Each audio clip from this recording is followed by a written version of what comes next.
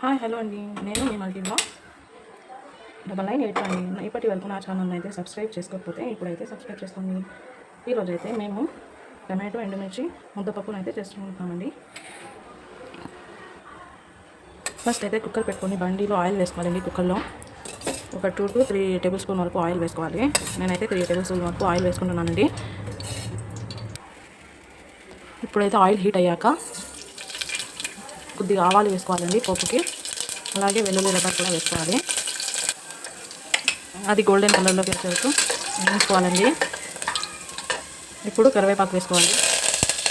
కరివేపాకుని తిప్పగా నారించాలండి. ఇప్పుడు పప్పుని అయితే వేసుకోవాలి. కందిపప్పుని, జీలకర్రని కూడా వేసుకోవాలి.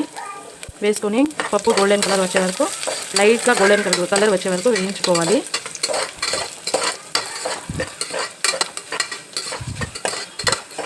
ఫ్లేమ్ని వచ్చి సిమ్ ఫ్లేమ్లోనే స్టవ్ పెట్టుకోవాలండి. లో ఫ్లేమ్లో పెట్టుకొని బాగా వేయించుకోవాలి. చూడండి, ఇప్పుడైతే గోల్డెన్ కలర్లో లైట్ గోల్డేష్ కలర్లోకి వచ్చింది. చూడండి మీరే. టమాటో ఒక 5 టమాటోస్ వేసుకోవాలి. ఒక ఆనియన్ వేసుకోవాలి. 6 to 7 చూడండి, 6 to 7 వరకు ఎండుమిర్చి తీసుకోవాలండి.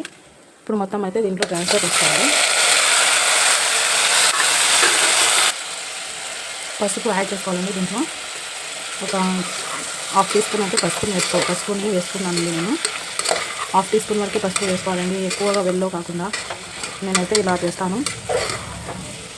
ఇదంతా టమాటోస్ అంతా మగ్గిపోవాలండి, బాగా మగ్గిపోవాలి. ఇప్పుడైతే టమాటోస్ వచ్చి మగ్గిపోయాయి, కుక్ అయిపోయాయండి. టమాటోస్ అయితే 50% అయితే కుక్ అయిపోయాయి. ఇప్పుడైతే వాటర్ని యాడ్ చేసుకోవాలి. 1 గ్లాస్ ఆఫ్ వాటర్ని అయితే యాడ్ చేసుకోవాలి.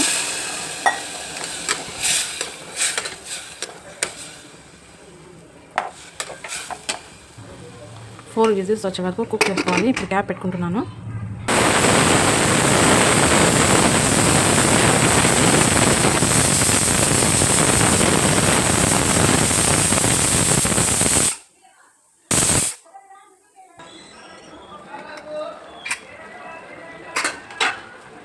చూడండి, పప్పు అయితే ఇప్పుడు కుక్ అయిపోయింది. ఇప్పుడు లెమన్ సైజ్ అంతా చింతపండుని వేసుకోవాలి. వేసుకొని ఉప్పు వేసుకోవాలండి. ఉప్పు కూడా వేసుకోవాలి. ఉప్పు వేసుకున్న తర్వాత ఇంకో 2 విజిల్స్కి అయితే క్యాప్ పెట్టుకొని విజిల్స్ రాసి ఇవ్వాలి. 2 విజిల్స్ వచ్చిన తర్వాత క్యాప్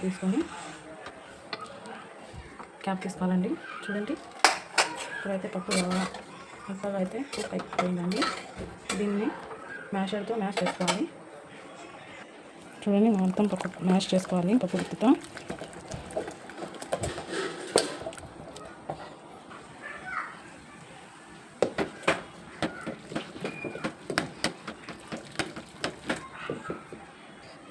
కమ్మనైన పప్పు అయితే రెడీ అయిందండి. ఇప్పుడైతే బౌల్లో ట్రాన్స్ఫర్ చేసుకుందాం.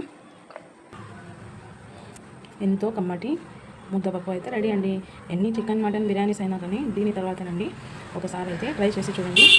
నేను మీ మల్టీ బ్లాగ్స్ 9982 నా ఛానల్ని సబ్స్క్రైబ్ చేసుకోండి. Please subscribe to my channel. అంతేనండి, ఈరోజు బ్లాగ్ అయితే అయిపోయింది. మళ్ళీ కొత్త బ్లాగ్తో, కొత్త రకం వంటతో మీకు నచ్చిన పాత వంటలు అయితే చూపిస్తాను. మేము చేసే వంటలు అయితే మీకు పరిచయం చేస్తామండి. అంతవరకు బాయ్.